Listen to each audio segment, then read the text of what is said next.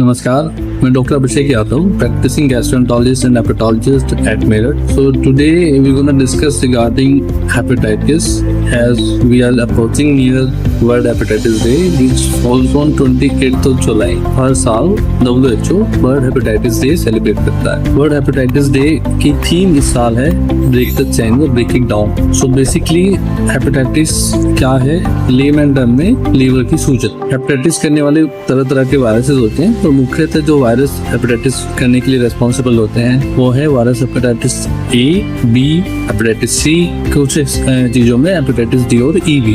मुख्यतः hepatitis B और hepatitis C chronic liver injury करके सिरोसिस और लीवर कैंसर तक की बीमारियां करते हैं, जबकि हेपेटाइटिस ए और हेपेटाइटिस सी मुख्यतः छोटे टाइम में होने वाले लीवर के नुकसान जिसे हेपेटाइटिस एक्यूट हेपेटाइटिस बोलते हैं वो करते हैं। सो ये बहुत ही प्रेवलेंट इलनेस है हेपेटाइटिस बी और हेपेटाइटिस सी। आज भी लीवर कैंसर के मुख्य कारणों में one of the commonest top 2 को 3 कॉजेज है, डिपेंडिंग कि हम कहाँ की बात कर रहे हैं। इंडिया में हेपेटाइटिस बी और हेपेटाइटिस सी दोनों ही बहुत प्रेवलेंट है। स्पेशली जो अपना ये बेल्ट है उसमें हेपेटाइटिस सी आज भी बहुत प्रेवलेंट है, जबकि दुनिया में ऑलमोस्ट कंट्रोल हो चुका है या कुछ एक जगह से एडिकेट हो चुका है। हेपेटाइटिस बी एक वैक्सीन प्रिवेंटेबल इलनेस है, मीन्स अगर हम टाइम से हेपेटाइटिस बी की वैक्सीन लगावे तो हमें हेपेटाइटिस बी से कम्प्लीटली बच सकते हैं। तो hepatitis C completely curable illness है। सो अगर टाइम से हेपेटाइटिस सी डायग्नोस हो जाए तो we can actually cure the person timely,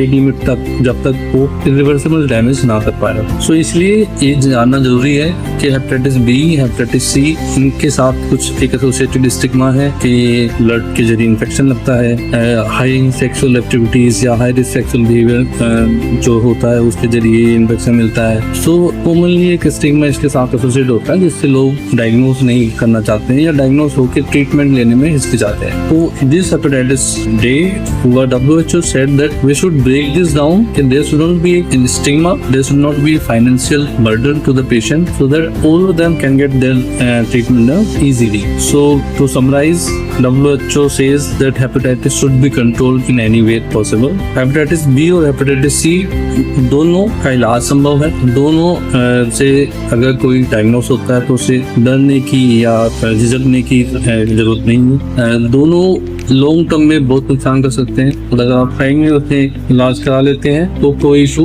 उसके साथ नहीं होता। So to summarise, WHO says that we should not stigmatize, there should not be any financial burden regarding the treatment of hepatitis B and hepatitis C, so that the liver-related mortality because of these two viruses can be broken down or come down. In total, what WHO is saying कि ना ही तो hepatitis B और C का इलाज इतना महंगा होना चाहिए कि वो किसी आम आदमी को अवेलेबल ना हो, और ना ही इनके साथ जो स्टिग्मा है, जो इसके साथ एक भ्रांति फैली हुई है कि ये ऐसे होता है, ये वैसे होता है, या इसका इलाज कराने की जरूरत नहीं है, या ये आयुर्वेदिक दवाई से सही हो जाएगा, या ऐसे अनसाइंटिफिक मेडिसिन से सही हो जाएगा। वो सब के बारे में क्लियरेंस और अवेयरनेस फैलानी जरूरी है। सो हेपेटाइटिस बी मुख्यतः खून के आदान प्रदान या बॉडीली फ्लूइड के जरिए फैलता है। कुछ एक रिस्क फैक्टर है, जैसे कि अगर हम अनप्रोटेक्टेड सेक्सुअल एक्टिविटीज में पार्टिसिपेट करते हैं, तो अगर हम कहीं से ब्लड ट्रांसफ्यूज कराते हैं जो सही से स्टैंडर्डाइज्ड प्रोसेस से नहीं गया, तो अनहाइजीनिक सिरिंज और नीडल शेयरिंग के जरिए, तो